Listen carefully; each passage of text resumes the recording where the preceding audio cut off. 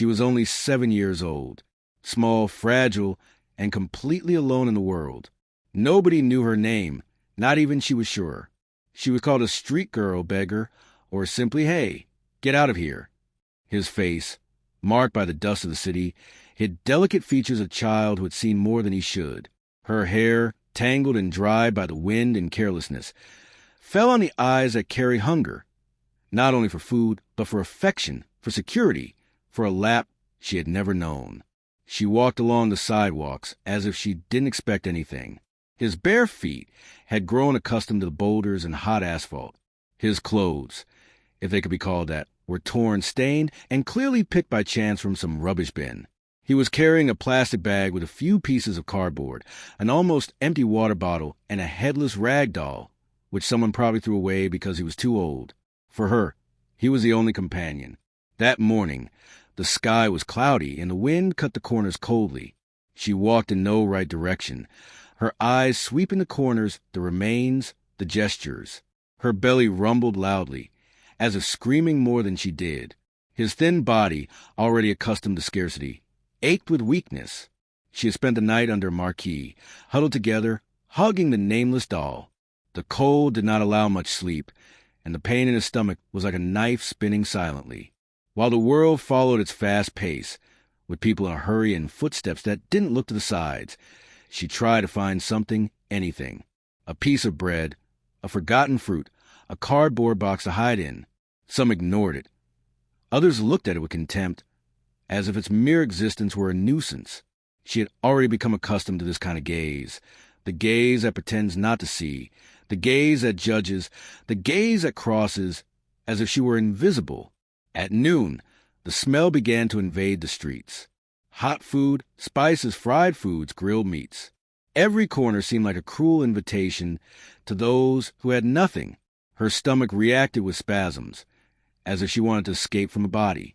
She then stopped in front of a large, modern restaurant with large windows and white tablecloths on the tables. The name written in gold shone in contrast to his dirty skin, and his fingers curled from the cold. Inside, elegant people talked, laughed, toasted. Beautiful plates came and went with waiters hurrying around. Glasses clinked, cutlery scraped porcelain like a distant symphony. She stood there, standing, watching. The glass seemed like a barrier between two worlds that would never meet. But at that moment, something inside her broke through her fear. Maybe it was desperation. Maybe it was a survival instinct. Or maybe it was a vague memory of a promise he once heard from a lady on the street. God always sends someone. Taking a deep breath, she held her little rag doll tightly and took a step. Then another.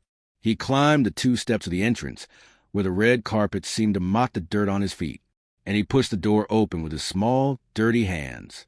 The warm, fragrant air of the hall hit his face like a shock. The noise of the conversations stopped for a moment. 1 or 2 customers looked over their glasses, frowning. The girl walked with short steps to the counter. Her heart beat as fast as her stomach begged. She didn't want to bother. She didn't want to cause trouble. I just wanted to know if there was something, a piece of bread, a leftover rice, anything. In a trembling voice, almost a whisper, she asked, "Is there food left over?" The waiter who served her was tall, with a serious face and well-ironed clothes. He looked her up and down, as if she were a plague. The girl felt the weight of the gaze crossing her skin. He did not immediately respond.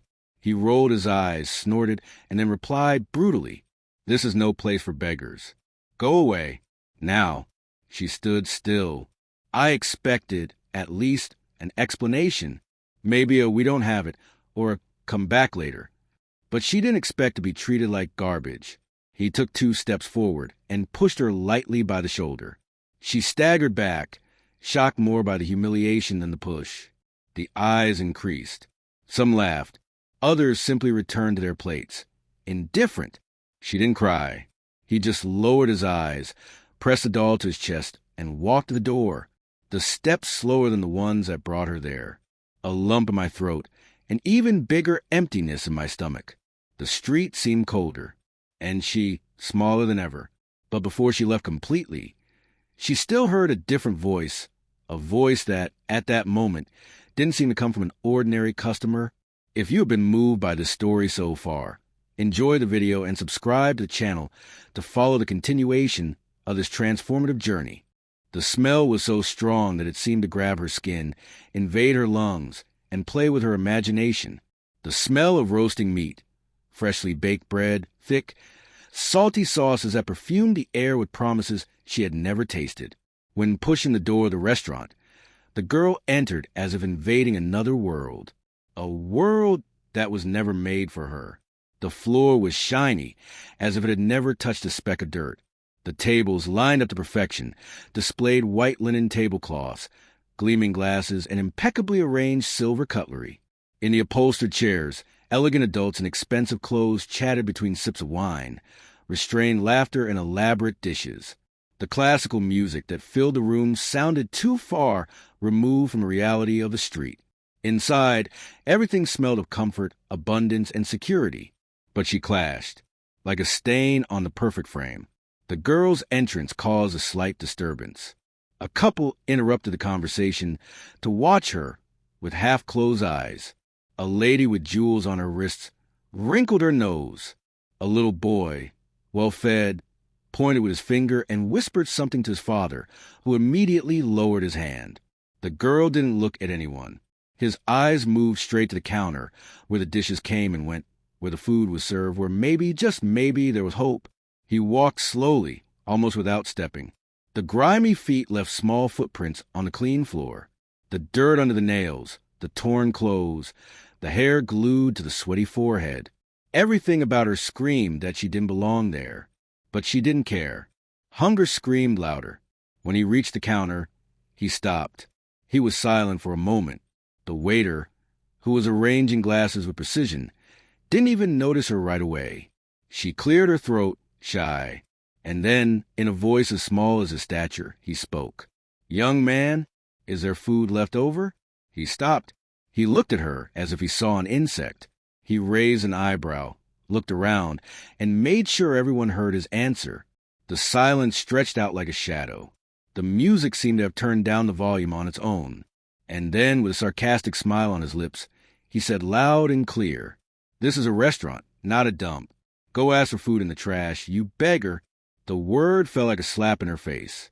"Beggar," said with such disgust, so much repulsion, that she instinctively retreated a step. But he didn't stop there. He walked towards her with firm steps, as if he were going to expel an animal, and with a quick gesture, he put his hand on her shoulder and pushed her back towards the door. She stumbled, but did not fall. She held the doll tighter and tried to maintain her dignity, the little that was left of her. "I wanted to apologize, say that I didn't want to bother, that I just wanted a small piece, something." But the words choked in their throats, crushed with shame. His eyes filled with tears. A lump tightened in his throat, and before he could react, he was already outside. The door closed behind her with a cruel crack. She stood there on the sidewalk, her shoulders shrugged and her eyes fixed on the ground. Cars passed by. The sounds of the city were once again overriding the sound of his own silence. But inside her, everything collapsed. She felt as if the world had spat on her once again, as if nothing she was had any value, neither his hunger, nor his pain, nor his courage to go in there. She squinted to hold back her tears, but couldn't. The tears fell hot, dirty, as if washing the dust from their faces, and leaving only the wound exposed. He cried softly, with his mouth closed, as if he had learned that even crying could be too inconvenient for the world. No one stopped. Nobody said anything. A man in a suit hurried past and rounded her.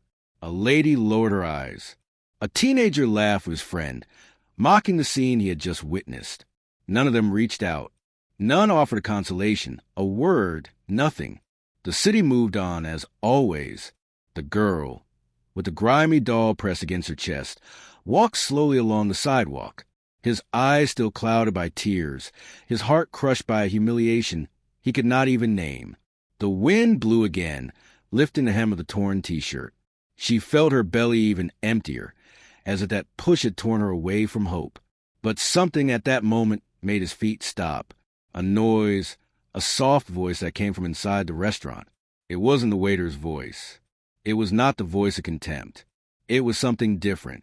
She turned her face slowly, her eyes still shining with tears, and looked at the glass door. Inside, behind the counter, someone was watching her intently. Someone who had not yet spoken, but whose eyes said more than any word she had said so far. On the other side of the room, at a more reserved table, and partially hidden by the half-light of the late afternoon, was he. He wore no white coat or a chef's hat. At this point, he was just a man watching the world with eyes that seemed to see more than the others. The neatly trimmed gray beard, the dress shirt with the sleeves folded up to the elbows, the old watch on the left wrist, everything about him was sober, but there was something in his eyes that gave away a different feeling, a subtle discomfort, a silent weight that settled in his chest as the scene unfolded before him. Sitting holding a glass of wine that now tasteless, the celebrity chef, whose face had already graced magazines, TV shows, and cookbook covers, kept his gaze fixed on the girl from the moment she walked through the door. He saw when she hesitated, when she walked slowly to the counter. He saw the way he held the doll against his body, as if it were all he had left in the world. He saw the effort not to appear fragile, the attempt to stand up in the face of contempt. And he did. He felt as if the air in the restaurant, so clean, so controlled, had suddenly become too heavy, as if the elegant atmosphere of the place had been contaminated by something human, raw, too true for that porcelain and crystal setting. The waiter's push, the loud insult, the looks that averted, all that was hammering in his mind with force, because he knew that pain, not exactly that one, but something very close, something that was kept back then, when it was just a hungry boy trying to sell stale bread at the door of a butcher shop. He remembered how his owner once kicked him out with a bucket of cold water in the middle of winter. He remembered the shame, from the cold, of the same shame that I now saw stamped on the girl's face, a pain that seemed too old to fit in such a small body. The waiter, still looking arrogant, returned his post as if nothing had happened. Customers resumed their conversations. Music has imposed itself again. The world pretended not to have seen it, but he couldn't follow like the others. The food cooled on the plate in front of him. The wine has lost its flavor. The fork, resting next to his hand, did not move anymore. Then, without saying a word, he stood up. It was a calm, almost imperceptible movement. No fuss, only the firmness of someone who has already made a decision with no return. He passed through the corridors of the restaurant like a determined shadow. He didn't look at anyone. He did not seek approval. He only followed the trail of what he had seen. The sound of his footsteps was drowned out by the expensive carpet, but his heart was beating too loud for him to ignore. Something inside him was already moving, even if he still didn't know exactly where it would take him. As he walked out the glass door, the wind from the street blew in his face, as if it wanted to say something too. He looked both ways, searching. The sidewalk was now emptier, but far away, he saw her, the small figure walking slowly, with his head down, still holding that filthy doll like a shield against the world. His heart tightened. It wasn't just empathy. It was something deeper, as if the years he spent fighting for dignity had made him not only a renowned chef, but a man who never forgot where he came from. And now, in front of that girl, it was as if the past had come back to demand something, an answer, an attitude. He adjusted the collar of his shirt, took a deep breath, and went down the steps. There was a new purpose in his steps. I didn't know exactly what I would say. I didn't know what I would do, but I knew I couldn't let that go. Not this time. Not with her. The street, busy as ever, now looked like a labyrinth between him and the girl. But he kept walking, unhurriedly, unhesitatingly, observing every detail. The way she dragged her feet, the way she wiped her face with the back of her hand, trying to hide her tears. Even from afar, he felt her pain, and that hurt him too. In the chef's mind, memories came and went. He remembered the first time he cooked for someone who couldn't afford it. He remembered the pleasure he felt when he saw that toothless smile, the sparkle in the eyes of those who received the unexpected. And now, seeing that child walk away with his shoulders hunched, he felt that he was facing more than a sad scene. I was faced with a choice, a chance to honor what brought him there. And as he crossed the street, dodging pedestrians and without taking his eyes off the girl, Something inside him firmed up. A silent certainty. Maybe she didn't know. But that story wasn't over yet. She stopped, suddenly, in front of any shop window, perhaps distracted by the reflection of the lights, perhaps looking in the glass for something I didn't even know how to name. He also stopped a few meters from her. He watched in silence, respecting the space, trying to find the best way to get closer without startling her. Time seemed to slow down. And at that moment, between the coming and going of people, between the muffled sounds of the city and the glow of the headlights in the background, she turned her face. Her eyes met his. Small, red eyes from crying, but still with a lit spark. The same spark he recognized, because it was the same one that once shone inside him, even when all seemed lost. There were no words, just that look, a silent encounter between two stories that, until that moment, had nothing in common, and yet seemed destined to intersect. She stared at him for a second, suspicious. He didn't say anything, but there was something about her expression that made her hesitate. Something different from anything she had seen that day. He took a small step forward, non-aggressive, non-invasive, just a soft gesture, as if offering but respecting. The girl did not run. He did not turn his back. He just stood there motionless, as if waiting to find out what would come next. And at that point, everything was suspended. Time, the noise, the trial. It was as if the whole universe was holding its breath, waiting for the next movement of that silent dance between a man scarred by the past and a child shaped by hunger and pain. The decision was in her eyes, in his eyes. And then she was still there, standing in front of the window, as if the whole world could fit in that blurry reflection. The faded doll hung from her thin arms, her small shoulders quivering with each sob she tried to swallow alone. He didn't cry loudly. It was a cry that came from within, from someone who has already learned to cry quietly because she knows that, most of the time, no one listens. The chef approached cautiously. His steps were slow but steady, as if every movement was measured so as not to scare. When she stopped next to her, she didn't even raise her face. She stayed there, huddled together, trying to be invisible again. He crouched down slowly at her eye level, and then reached out with a white handkerchief neatly folded. No empty words, no, everything will be fine. Just a simple gesture. A handkerchief. A look. A presence. She looked at him with her eyes big, moist, and suspicious. Their lips trembled, as if they were trying to form a question, but there was no courage. The chef kept the handkerchief extended for a few more seconds, and when she finally picked it up, her fingers touched lightly. They were cold. Little. "What's your name?" he asked, in a voice so serene it sounded like a shelter. The girl hesitated. For a moment his eyes faltered, searching for an answer between fear and resistance. He did not insist. He just waited, and perhaps it was precisely this, the respectful silence, that made her let out in an almost inaudible whisper, "Reed." The name seemed to weigh heavily in her mouth, as if it carried more than just 3 letters. He repeated in a low voice, as if testing a secret, "Leah?" And then he smiled with a short but true smile, the kind that doesn't rehearse. "I'm Daniel," he said, "and I'm hungry. Will you keep me company?" She frowned, surprised. That didn't make sense. Adults never said these things. The adults ruled, expelled, ignored. But here he was, a stranger with a calm speech and an attentive look, asking for company as if it were important, as if dinner only made sense with her there. I don't have any money," he said, almost in a whisper, as if that was still a reason for shame.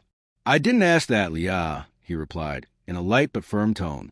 "I just asked if you would keep me company." The girl looked around. People passed by them as if they were part of the sidewalk. No one stopped. Nobody saw it. And maybe that's why she was so confused, because finally someone was watching. Daniel held out his hand. She hesitated, looking at his fingers as if assessing a precipice. And then he said, in a low voice and so full of truth that even the wind seemed to stop to listen, "What are you hungry for? Food or affection?" Those words didn't fall on her ears like a sound. They went straight down her chest, like a hug she didn't know she needed. The girl bit her lips, feeling something hot rise up her throat, something that wasn't just crying. It was a strange mixture of surprise, fear, and hope, as if one part of her wanted to believe it, and the other, more hurt, said it was too dangerous. But hunger screamed, and it wasn't just the empty stomach. It was the other, the one that burned in the chest, that of being noticed, cared for, respected, that of hearing someone ask your name without haste, that of being invited to sit at the table. Not because someone felt sorry, but because someone saw in her something that the whole world seemed to have forgotten. She held out her hand, slowly, and when his fingers touched hers, there was an invisible exchange there, a silent pact between two wounded souls who, by chance, or perhaps fate, met in that forgotten piece of city. Daniel guided her through the streets with calm steps. He didn't hold tight, he didn't rush. They went side by side, as equals, and at every corner they turned, it was as if a new piece of the world was revealed. Liao walked with short steps, but she no longer dragged her feet as before. There was something different about her, as if his mere presence had lit a small flame. And Daniel, when he glanced at her, knew that girl was awakening something inside him too. The restaurant they went to was not fancy. There was no silver cutlery or cocky-nosed waiters. It was a simple place hidden between two old shops, with the smell of real food and walls painted yellow. When they entered, the heat of the kitchen invaded their senses. Garlic, onion, boiling sauce, life. Liao stopped at the door, suspicious. The instinct to retreat was there, but he just turned around and said, "Trust me, today you choose what you want." They sat down at a table by the window. Daniel did not ask for a menu. He called the owner of the restaurant, a lady with her hair tied in a high bun, and said something low in her ear. She smiled, looked at Leah tenderly, and shook her head in silence. Shortly after, he went to the kitchen. Time passed slowly. Neither of them spoke much, but it was not an uncomfortable silence. It was a silence full of meaning. On hold, listening, Liao played with the edge of the towel, her thin fingers curling the fabric as if trying to occupy her hands, so as not to show what she feels. From time to time, I looked at him, still try to understand who the strange man was, who spoke little but listened a lot. Daniel leaned in a little, his arms resting on the table. "Do you live with anyone?" he asked, in a tone that seemed more like affection. She shook her head, slowly. "My mother left. He said he would come back. It's been a while." He nodded, his eyes fixed on hers. "And your doll? Does it have a name?" Liao pressed the doll to her chest and replied with a shy smile. "It's Nico. He doesn't speak, but he listens to me." Daniel smiled, a smile full of pain and tenderness at the same time. "So Nico is already better than a lot of people." She laughed for the first time. It was a short, fragile, but true laugh. And in that laugh, Daniel saw the girl who still existed inside, even after everything. A flame that almost went out. The food arrived. A steamy dish, simple, but full of color and smell. Rice with chicken, sautéed vegetables, and a freshly squeezed orange juice. Liao widened her eyes, hesitated. She looked at him, as if asking permission, and Daniel said only, "It's all yours." She picked up her fork slowly, brought the first bite to her mouth, and closed her eyes for a moment, as if that flavor had woken up something asleep, as if, for the first time in days, or perhaps weeks, the world ceased to be hostile. She ate silently, slowly, as if she didn't want it to end. Daniel just watched, not with pity, but with respect. When she finished, she leaned her back against a chair and sighed. It was a different sigh. It wasn't just about satiety. It was a relief of those who, for the first time, breathed without fear. Daniel then leaned down again and in the same calm voice asked, "Do you believe that life can change suddenly?" Liao frowned. "I don't know. I didn't know either." She was silent. It didn't seem to be just a conversation. It was something more. Something she still couldn't name. But I did. And when he felt it, his eyes would shine again, albeit carefully, albeit cautiously. Daniel looked out the window, thoughtful, as if listening to a song that only he hears. Then he looked at her again and added, "But sometimes all we need is from an angel who appears on the way." even when we think we don't deserve anything else. Liao lowered her eyes, touching the doll in her lap. She stood there, silent, as if digesting those words slower than food. But something inside her was moving, something that had no name, but that was gradually taking root. And as night began to fall outside, painting the sidewalks with cold, golden reflections, the silence between them was now different. Not the silence of hunger or abandonment, but the silence of a rare encounter. An encounter that, without warning, was about to transform much more than that moment. Because there, at that table forgotten by the world, two lives had just recognized each other, even without yet understanding what that meant. The restaurant was small, tucked away between a neighborhood bakery and an almost empty pharmacy. There was no flashy sign, no waiters in a hurry. It was the kind of place that many would pass in front of without noticing, but that held within it a kind of warmth that did not come from the pots. It came from intentions. The wooden tables were old, with marks of use that seemed to tell stories of other people who, perhaps like her, had sat there in silence, needing affection more than food. When the chef opened the door and motioned for her to come in, the girl hesitated. She still had the world on her back, and trusting was like trying to walk barefoot on glass. But there was something about his way. Unhurried care, a gaze that did not measure, it only welcomed.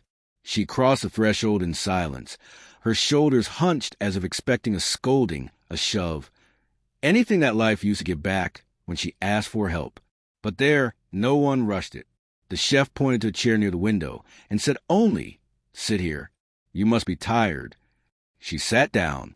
Her trembling hands held the edge of the table as tightly as she held her own dignity. The chef disappeared into the kitchen, and for a moment she thought about running away. That was what fear did. It whispered that nothing was safe, that every beautiful gesture hid a trap. But something inside her, still very small, wanted to believe. So she stayed. A few minutes later, he returned with a steaming plate. Fresh rice, colorful vegetables, a golden chicken fillet, and a small portion of beans that smelled like home. He placed the plate before her with the care of someone serving something sacred and said, quietly, "Eat slowly. No one is going to take that away from you." The girl's eyes widened. He still couldn't say anything, but his breathing was already different, looser, more alive. The first bite came with hesitation, as if she no longer knew what was to chew unhurriedly. The second brought tears, not of sadness, but of recognition. It was as if, for the first time, someone said, "I see you. You exist." And that, for someone who had felt invisible for so long, was worth more than any banquet. The chef sat in the chair in front of her, without saying anything. It just stayed there, watching, not as one who watches, but as one who participates. Sometimes he offered more water, or discreetly pushed the basket of bread towards him. But he didn't ask what she did on the streets, or where she came from, or why she was alone, because he knew that pain has a time of its own, and that, when treated with kindness, it begins to unravel on its own, like a ball tired of hiding. It was between one bite and another that she looked up for the first time and stared at him, shy but present. "Why?" she asked, in an almost childlike whisper. He smiled, not those ready-made smiles, but a one that rises slowly, like the sun rising from behind thick clouds. "Because I was hungry, too. But it wasn't food." The phrase hovered between them, as if it translated something she felt, but never knew how to name. For the first time, she didn't just feel fed. She felt understood. The minutes passed as they pass in the houses where one is welcome, without realizing it. When she finished the plate, she wiped her mouth with a napkin, not sure whether to thank her or cry again. The chef watched, still with that serenity that requires nothing. And then he asked, with the simplicity of someone who is not in a hurry, but carries urgency in his heart, "If you could have anything in the world right now, what would it be?" The girl lowered her eyes, took a deep breath, and, for the first time, answered without fear, "A family." The word came out small, but it carried the weight of all the days she slept alone, of all the hugs that never came, of all the doors that closed. One family. And the silence that came after was not uncomfortable. It was profound. It was a space for listening. The chef didn't say anything right away. She just closed her eyes for a moment, as if she were trying to imagine that reality along with her, as if she could somehow build it right there with ingredients you can't buy at the market. What he saw at that moment, no one knows. But something has changed in the air, and the girl felt it. She began to look around with different eyes. He noticed the old photos on the wall, the different dishes hanging with crooked nails, the plant near the window that seemed to insist on growing even without much light. That restaurant was not just any place. It was a shelter disguised as an establishment, and she, for the first time in a long time, felt like she was part of something, even if she didn't know exactly what yet. The chef got up, went to the counter, and came back with a glass jar. Inside, a small pudding with syrup running down the sides. "The dessert of the house," he said, "but I only offer it to those who have the courage to dream." She smiled, still suspicious, but with brighter eyes. He picked up the spoon carefully, as if he feared breaking the spell. When he tasted the first spoonful, he closed his eyes. It was sweet, but not only. It tasted like coziness, hug, of a childhood that perhaps she never had, but that now seemed possible to invent. He sat down again, resting his arms on the table. There was no rush in his posture, just presence. "You know," he said, "sometimes when you think you've lost everything, that's when you start to gain what really matters." She did not answer, but for the first time, he leaned back in his chair with his body looser, like someone who no longer needs to defend himself all the time. And it was there, between a fork of rice and a spoonful of pudding, that a story began to be born. A story that still had no name, no plans, no promises, but who already carried something rare, the seed of a true affection, planted in an arid terrain. And, even without knowing it, the two were already watering that seed, with silence, with presence, with hot food and sincere words. And this seed, quietly, began to germinate right there on the worn wooden table, in front of the girl who finally dared to imagine a place in the world where she could. Night fell over the city like a heavy blanket, tinting the sky behind the buildings orange and gray. Inside, in the small corner restaurant, time seemed to follow a different rhythm. The yellowish lights hung from the ceiling like motionless fireflies, casting a soft glow on the table where the empty pudding jar still rested. The girl remained there, with her arms crossed over the wooden top and her gaze fixed on the fog window. Outside, the streets were indifferent, but inside something was in suspension, as if a silent choice was about to be made.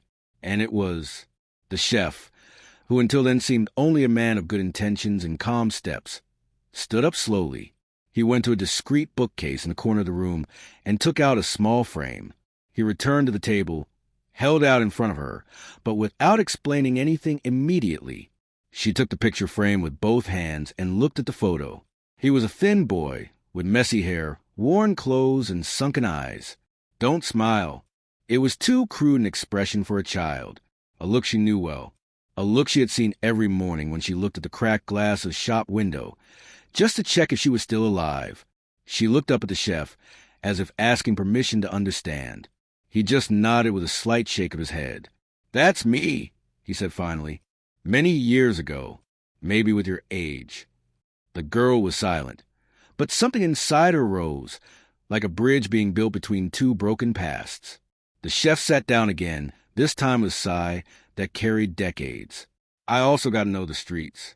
I knew abandonment, hunger. I knew the coldness of those who pass you, as if you were part of the sidewalk. I also got used to being invisible." His voice did not tremble. There was no regret, only truth. And that made every word weigh like confession, not to shock, but to liberate. He said he had grown up in a neighborhood where violence was the most spoken language, and the absence of affection was part of everyday life, like the dust accumulated in the corners. His father disappeared when he was still crawling. The mother, consumed by difficulties, lost herself within herself. He learned early on not to expect help. He sold candy at the lighthouse, washed cars with torn cloths, slept behind cardboard boxes that smelled of mold and loneliness. For a long time, the only thing he really had was his own desire not to be swallowed up by all that. "I wasn't smarter, I wasn't stronger than the other kids on the street," he continued. "But I had one thing, a memory." And then he told her the only time someone gave him a real hot dish. a gentleman who sold homemade hot meals near the bus station.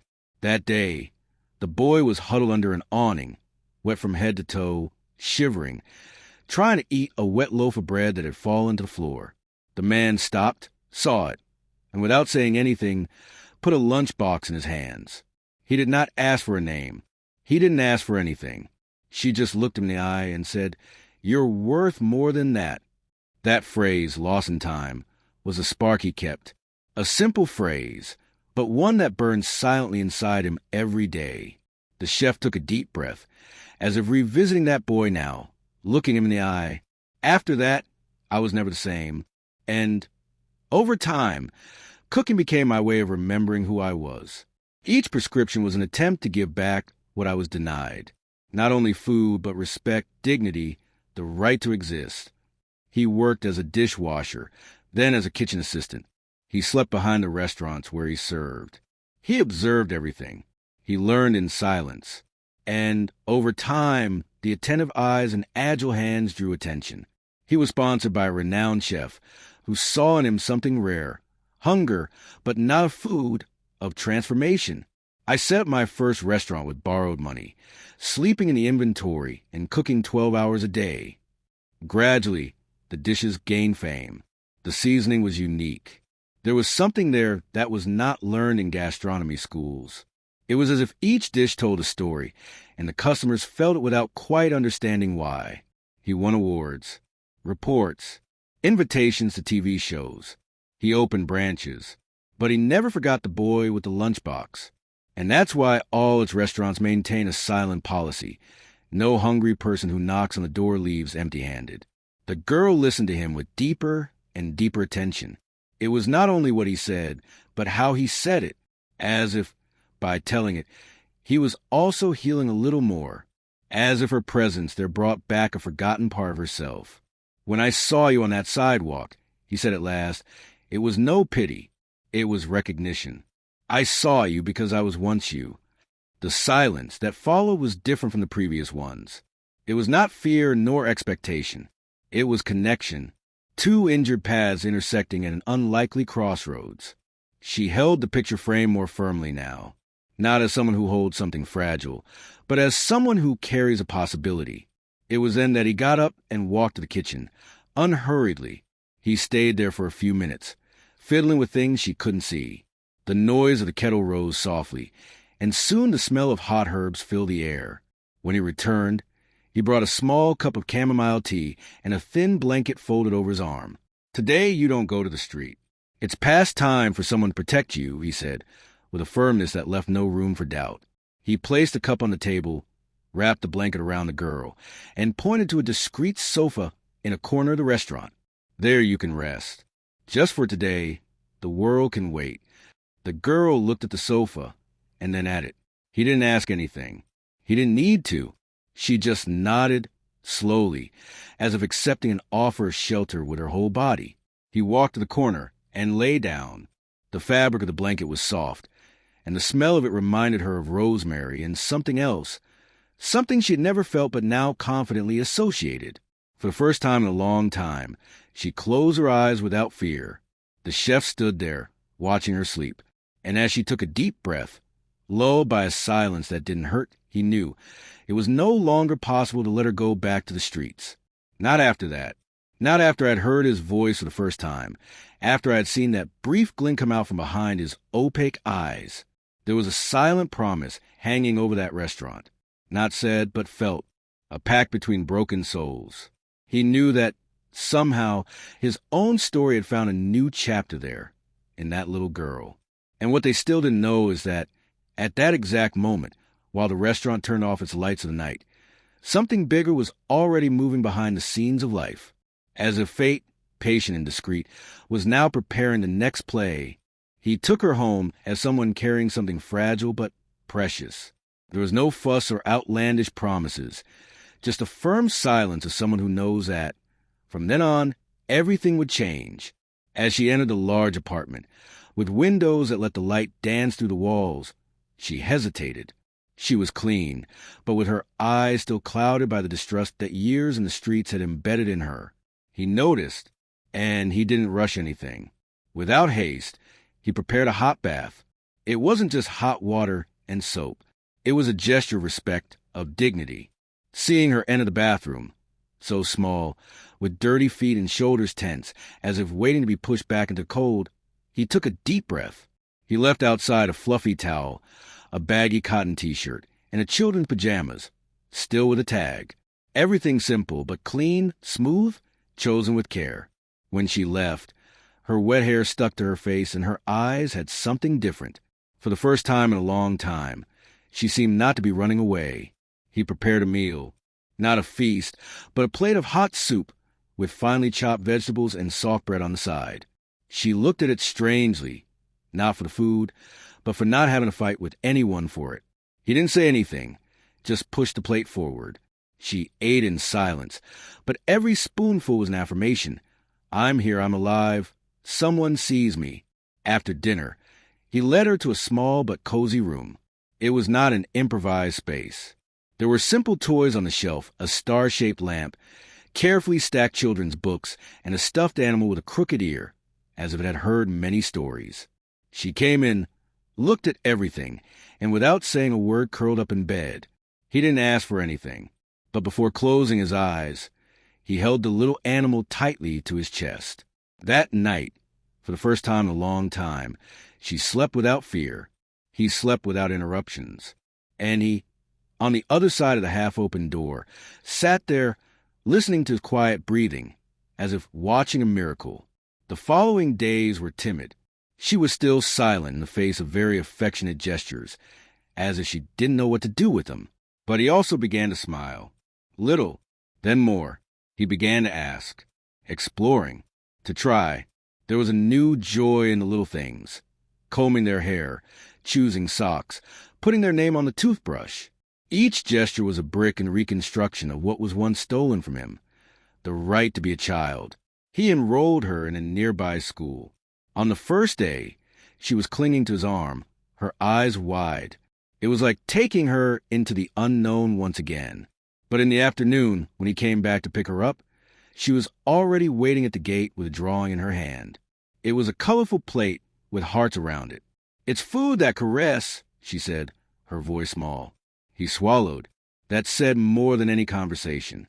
In his kitchen, where before only the precision of chefs and the rigidity of schedules were allowed, there was now room for children's improvisations. A pink apron hung between the white coats, plastic spoons next to the sharp knives. She observed everything with a curious, attentive eye.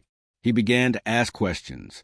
Many, and he, who had always valued the concentrated silence of creation, now responded patiently. He showed ingredients, explained spices, and on any given day, he offered him a task, kneading the bread dough. She dipped her hands in excitement, smelling the yeast, the sticky texture, the warmth of the process. It was a joke, but it was also alchemy.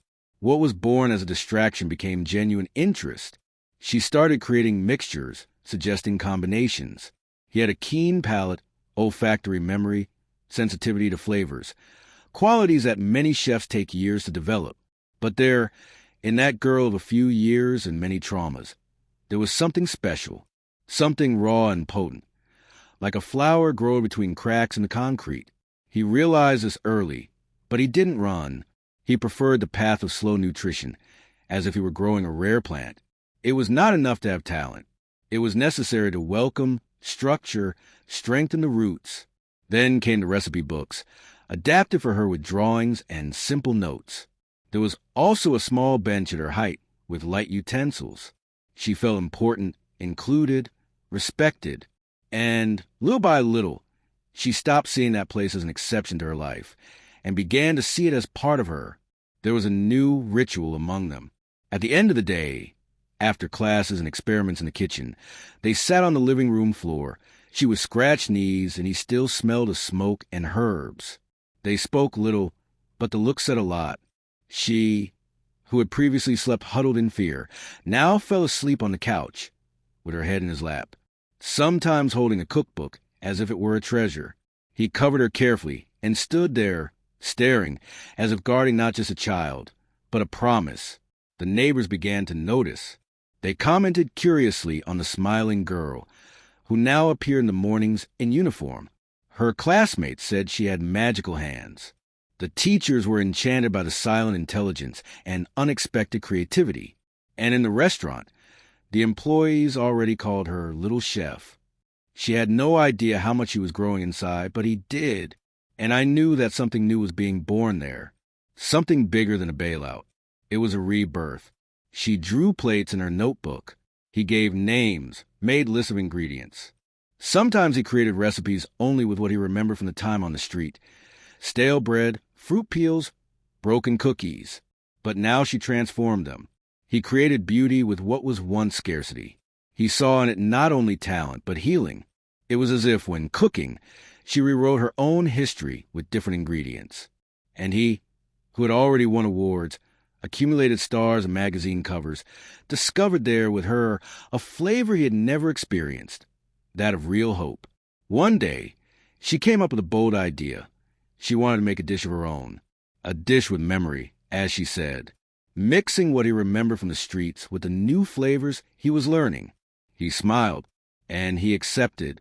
He let her lead the small farm. He chose ingredients, designed the dish, tested proportions. He watched everything in silence, his heart tight and proud, because it wasn't just about food. It was about transformation, about starting over, about believing that something good can still come out of the chaos. That night, when he tasted the dish, he said nothing for a few seconds. Then he just looked at her and nodded with shining eyes. She smiled, shy but whole. For the first time, it was not just a rescued girl. She was a creator, an artist, a girl who now had a voice, space, and a strong seed planted within her. And even without understanding everything, she felt it. He knew deep down that something new was about to happen, something bigger than he could imagine, something that would link his hard past to the bright future that, without realizing it, he was already beginning to shape with his own hands. He never forgot the first time she held a wooden spoon firmly. Still tiny, her little fingers dirty with flour and eyes shining with curiosity. It wasn't just a joke. There was something there, an unusual attention to the aroma of the pots, a concentrated silence when he explained the exact point of broth, a hunger not for food, but to understand what made each ingredient come alive. While other parents taught their children to ride a bicycle, he showed how to brown onions without burning, how to feel the exact moment to turn off the heat. And she learned, fast, with an enthusiasm that not even he, accustomed to pressure of industrial kitchens and demanding critics, could explain. The years passed with the softness of a pot of beans cooking slowly on the wood stove. In that modest kitchen, where the utensils had more history than brilliance, she grew, not just in height or age, but in soul. Each mistake became a lesson. Each poorly made dish, a new attempt, and always with that smile that lit up the room like no expensive chandelier could. There were nights when the two stayed there late, testing recipes that they didn't even know where they came from. Sometimes she was the one who made it up. Other times, he just reinvented the basics with an intuition so pure that it seemed like poetry in the form of aroma. They laughed a lot. Sometimes a rice that turned into porridge, or a cake that grew crooked, but ended up becoming a favorite dessert in the neighborhood. Other times they laughed just because they were together, as if inside, the outside world lost its weight. And when she turned 16, something changed. She was no longer just the adopted daughter of that man with tired eyes and calloused hands. She was a girl with the magic spoon, as the neighbors called her. People came from far away to taste the delicacies she prepared with a unique touch. It was not far-fetched. It wasn't pretentious. It was food with soul, with truth, and people felt that. But what was most surprising was the naturalness with which he conducted each gesture. He would pick up a handful of herbs as if he were picking memories. He added salt with the care of those who seasoned life, not just soup. There was a gift there, not because it was supernatural, but because it had been watered with love, patience, and a confidence that he made a point of planting every day, from the first hot bath, from the first makeshift toy, from the first smile he regained. When she was invited to give a short local interview on a community radio, no one expected much repercussion. She was just a teenager telling her routine, talking about her passion for cooking and gratitude for the man who raised her as if it were blood of her blood. But the way she told it, the simplicity with which he revealed that one day he had already slept hungry on the cold floor of an empty room and now dreamed of feeding the world, touched something in people. Her voice trembled, but her gaze was steady. And when she described the first time she learned how to cook rice properly, as if it were an epic achievement, as if she had won a silent battle against pain and loneliness, the interview went viral. In less than 24 hours, the entire internet seemed to want to know who this girl with the shy smile and giant story was. Newspapers sought her out. TV channels asked for a recording. Food blogs wanted exclusive interviews. But it remained the same.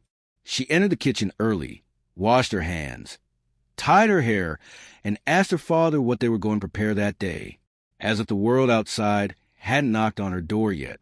He watched everything with that proud and discreet air, as if he knew that moment would come, but he never rushed the harvest. She, in turn, had only one plan: to cook. Always. To continue mixing flavors, testing spices, discovering secrets that not even books taught. When asked about her dreams, she answered with the conviction of someone who has already understood what is essential. She wanted to open a cooking school for children in vulnerable situations. "If I learn to heal myself with food, maybe other children can too," he said. But between interviews and invitations, there was a small kitchen that remained his temple. The sound of the boiling oil, the smell of garlic browning, the heat of the oven, all that was still its foundation, your break-even point. She never stopped washing the dishes after cooking, even when she was already called a promising chef by renowned magazines. Because, deep down, she knew that her strength came from the roots and not from the stage. One of these interviews, broadcast live, was decisive. An experienced journalist, known for his sharp questions, tried to confront her. "Do you think it's fair to be so prominently highlighted by a sad story? Wouldn't it be just a passing fad?" She smiled, not a mockery, but with the serenity of someone who carries more scars than makeup, and he replied, "If my story inspires just one person to believe that they can turn their own life upside down, it was worth it. I'm not a fad. I'm a survivor, and surviving is an act of creation every day." The answer swept across the country like lightning, not because it was rehearsed, but because it was felt, and that no one teaches. She started to be invited to events, received international scholarships, and even so, every morning, she still made her father's coffee. He said he preferred hers, and she was amused. But they both knew it was more than just like, it was a bond. He was careful. It was history. The community restaurant he maintained gained new volunteers. People wanted to learn from her, cook with her, listen to her stories while chopping vegetables or seasoning beans. And she taught everything patiently, as he had done with her. As if it were a cycle of affection that was not broken, it only transformed. There was something almost magical about that place now. Children smiling with simple plates. Elderly people getting emotional when tasting childhood recipes.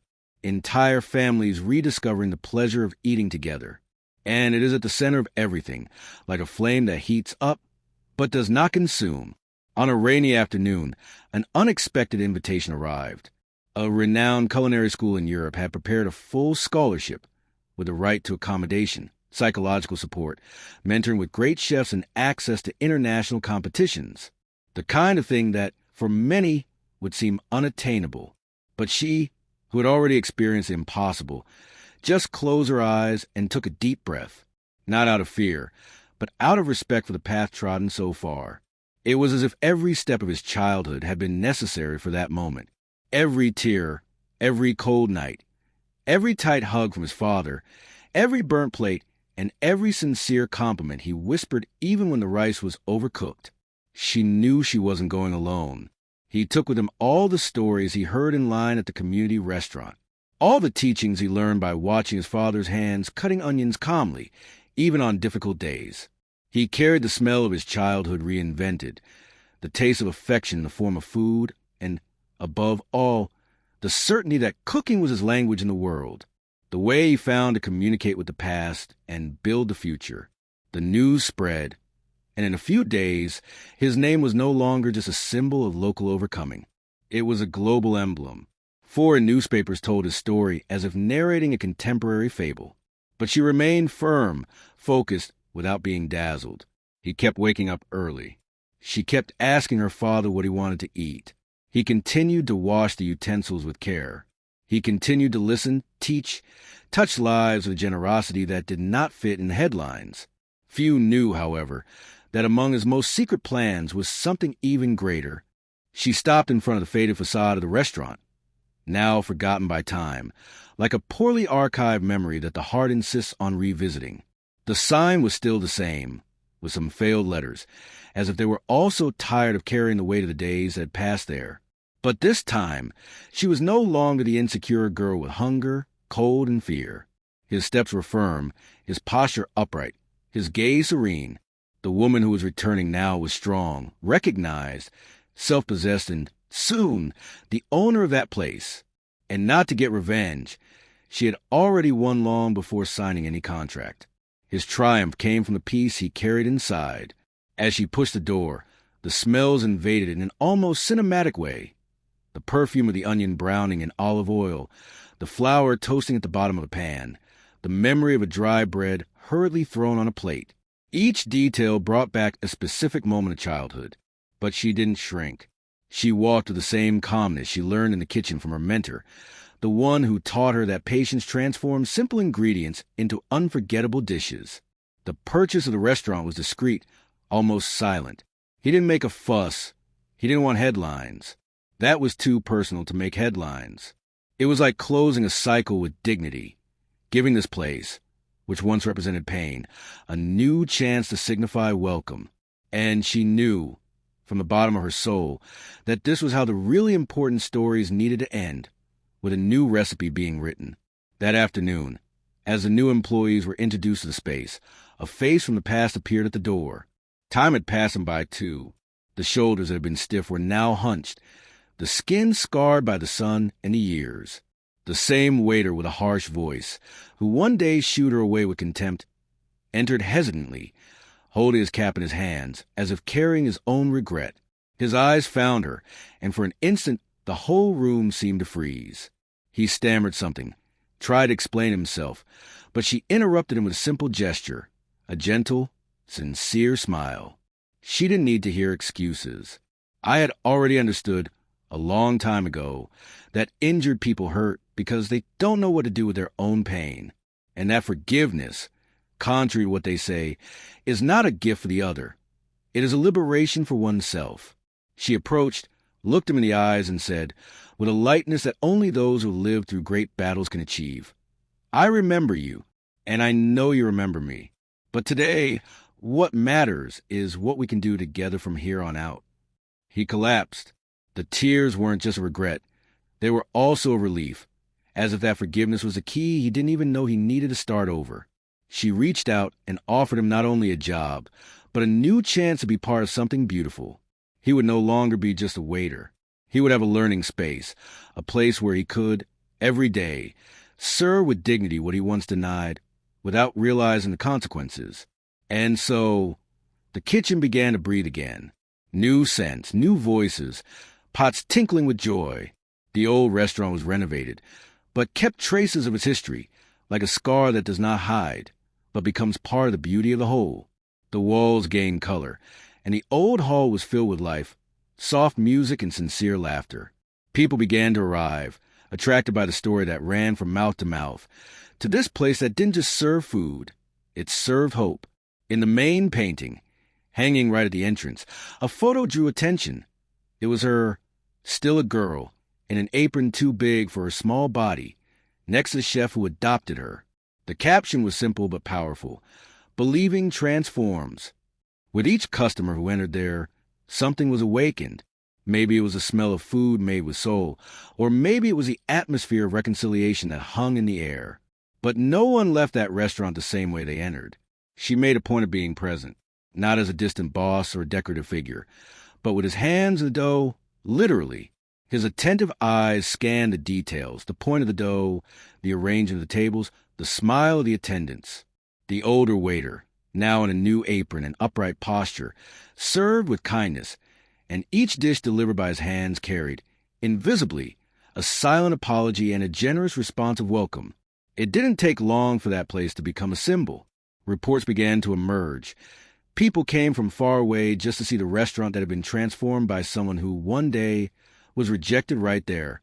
And when she was asked why she chose that path, why she didn't just move on and leave the past behind, her answer was always serene, almost poetic. Because I know what it's like to be forgotten, and now I want no one else to feel that way. But it wasn't just about food, nor about business. It was about healing old wounds, giving new meaning to the pains of the past, and using what was difficult as a basis for something new and beautiful. The restaurant became an informal school where young people from the periphery found their first opportunity, where they learned about gastronomy, but also about empathy, respect, and the importance of a second chance.